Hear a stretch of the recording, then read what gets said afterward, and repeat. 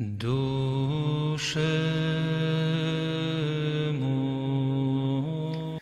Bapa dan Putra dan Roh Kudus, amin. Shalom Aleichem bersama Mesiah.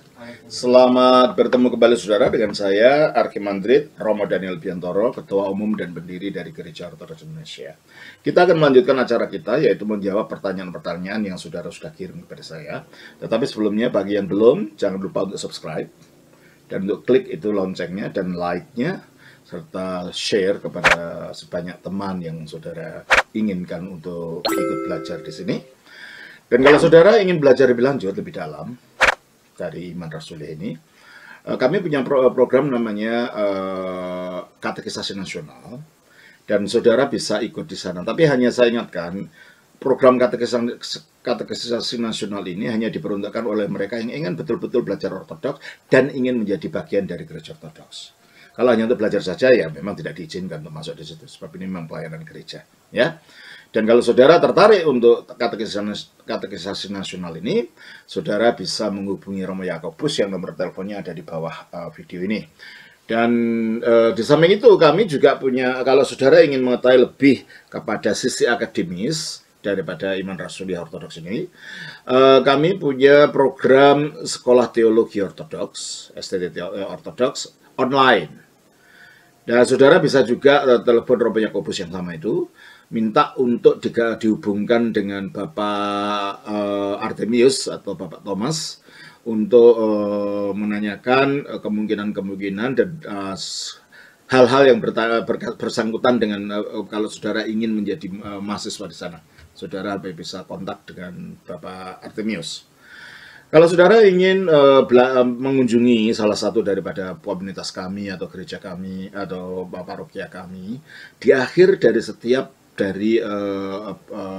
video kami itu selalu ada alamat daripada parokia-parokia dan komunitas-komunitas ortodoks yang ada di beberapa tempat. Saudara boleh berkunjung ke tempat itu. Kalau nanti di bagian respon di beranda ini ada orang-orang yang ketika saudara tanya mengenai di mana alamatnya, ada orang yang memberikan alamat yang tidak ada di dalam daftar itu, saudara abaikan saja. Itu bukan orang kami dan tidak dalam persekutuan kami. Itu orang yang hanya mencari keuntungan daripada kerja orang lain. Oke? Dan saya ingatkan pada saudara-saudara yang melakukan itu, hentikan itu. Ini bukan pelayanan saudara, dan jangan mencari kesempatan dari hal ini. Oke? Nah, saudara, kali ini pertanyaan masih datang dari saudara Christian Yohanes Rumengan dari Manado. Ya. Pertanyaannya adalah, dalam Roma 8 ayat 35, apakah dalam pembacaan ini keselamatan tidak akan hilang? Begitukah Romo? Sejauh kita beriman kepada Kristus, berarti kita dipersatukan lewat iman. Apakah definisi iman? Saudara Yohanes, untuk mengerti ayat ini, kita tidak bisa hanya mengutip satu ayat saja, lalu kita tafsirkan sendiri. Mari kita lihat konteksnya Rasul Paulus sedang berbicara apa. Kita baca konteksnya mulai dari ayat 31. Ya. Sebab itu, apakah yang akan kita katakan tentang semuanya itu? Jika Allah di pihak kita, siapakah yang akan melawan kita? Ia yang tidak menyayangkan anaknya sendiri, tetapi yang menyerahkannya bagi kita semua. Bagaimanakah mungkin ia tidak mengaruniakan segala sesuatu kepada kita bersama-sama dengan Dia? Siapakah yang akan menggugat orang-orang pilihan Allah? Allah yang membenarkan mereka. Siapakah yang akan menghukum mereka? Kristus Yesus yang telah mati, bahkan lebih lagi yang telah bangkit, yang juga duduk di sebelah kanan Allah, yang malah menjadi pembela bagi kita. Siapakah yang akan memisahkan kita dari kasih Kristus? Penindasan atau kesesakan, atau penganiayaan, atau kelaparan, atau ketelanjangan, atau bahaya, atau pedang, seperti ada tertulis. Cukup, Saudara Yohanes, pasal ini tidak berbicara tentang kristologi itunya sendiri. Pasal ini adalah merupakan kesaksian daripada Rasul Paulus di dalam menghadapi tantangan-tantangan macam-macam. Ya, tantangan secara fisik, tantangan secara rohani. Makanya dikatakan dalam ayat ini, sebab itu, apakah yang dikatakan tentang semuanya itu? Adanya macam-macam tantangan, gitu.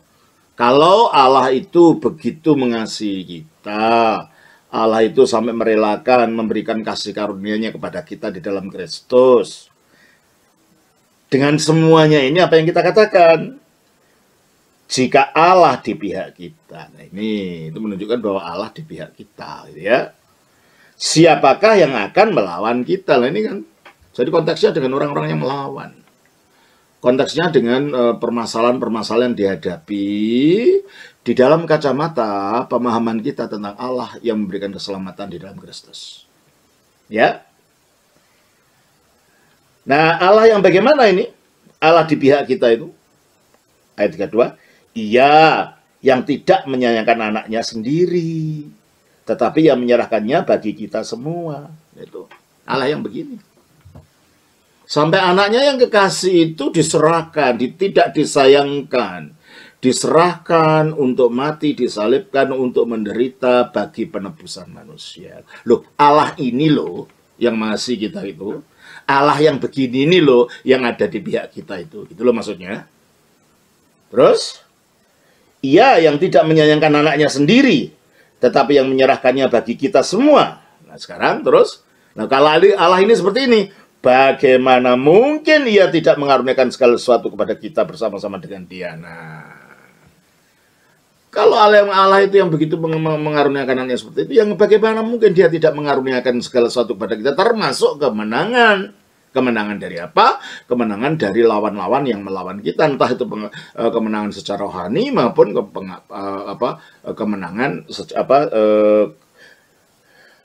kemenangan atau karunia secara fisik.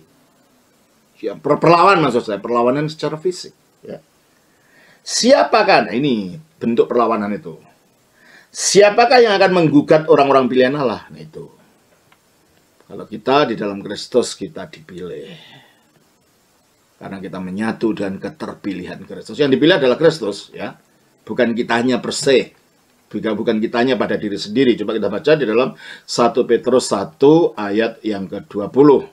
Ia telah dipilih sebelum dunia dijadikan. Ia telah dipilih sebelum dunia dijadikan. Jadi siapa yang dipilih?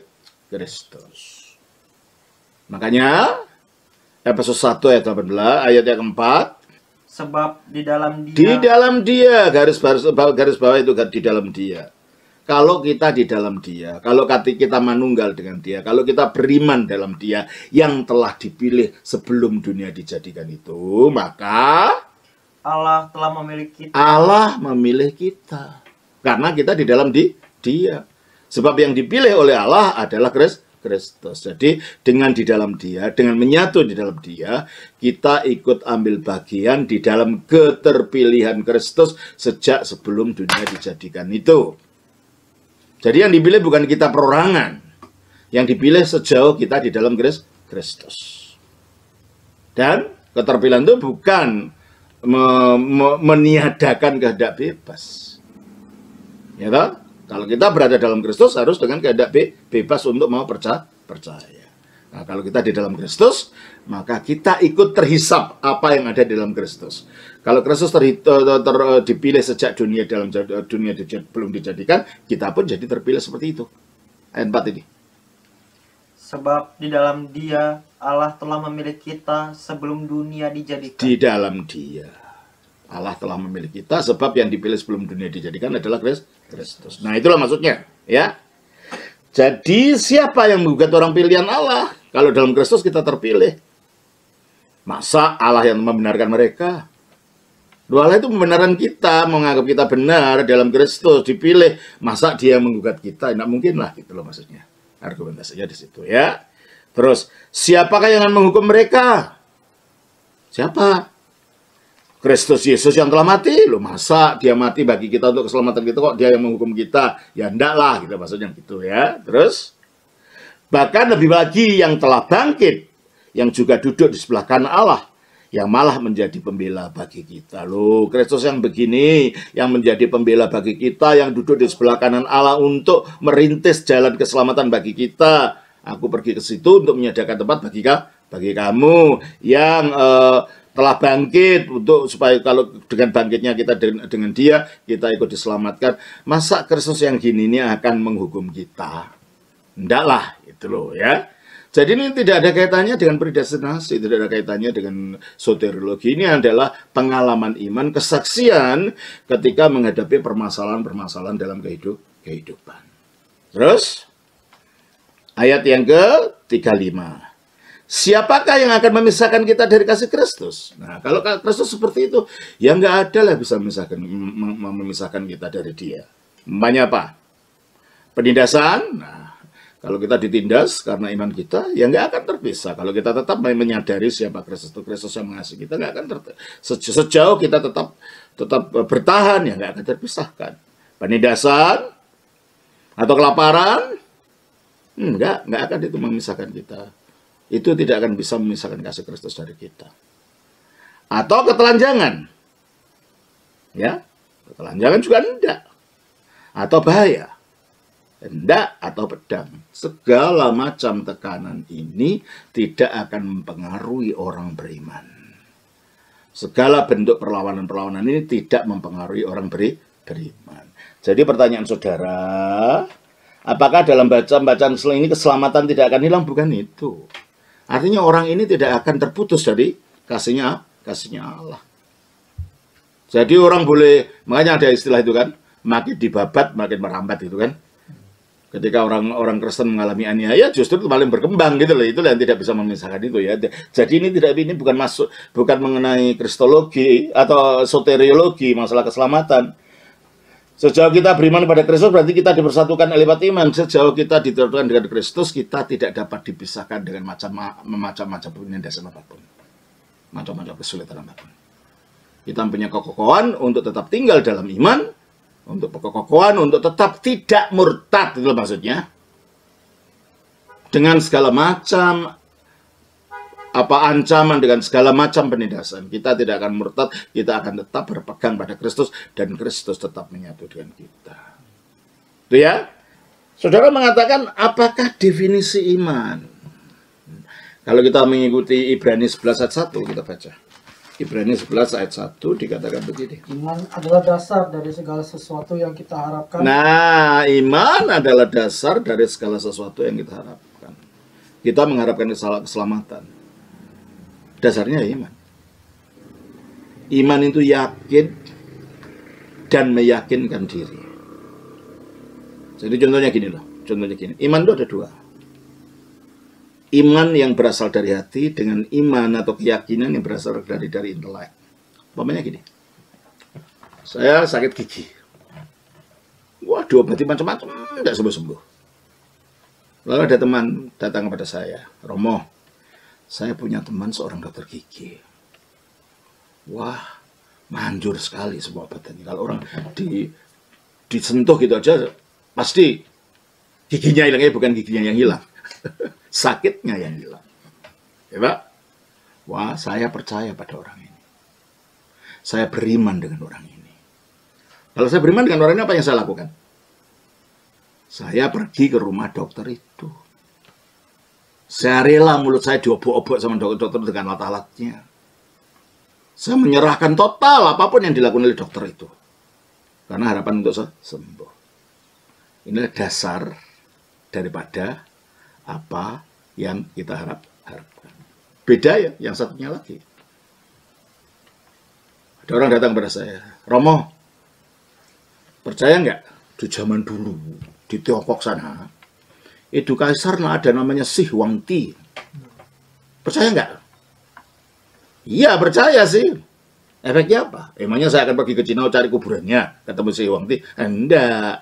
Ini percaya mengenai informasi. Nah, yang dimaksud iman itu bukan percaya yang kedua itu. Iman itu adalah yang pertama tadi. Dengan kita meyakini betul bahwa orang itu betul akan menyembuhkan. Dan akhirnya saya menyerahkan diri saya untuk dirawat orang itu. Dan akhirnya saya betul sembuh. Itulah dasar dari segala yang kita harapkan. Berapa lagi? Dasar dari apa yang kita harapkan. Dan bukti dari segala sesuatu yang tidak kita lihat. Nah, keselamatan bisa dilihat nggak? Nggak. Allah bisa dilihat nggak? Surga bisa dilihat nggak? Nah, nggak percaya? Buktinya mana? Ya iman itu buktinya itu sendiri. Bahwa kita percaya itulah bukti bahwa itu ada.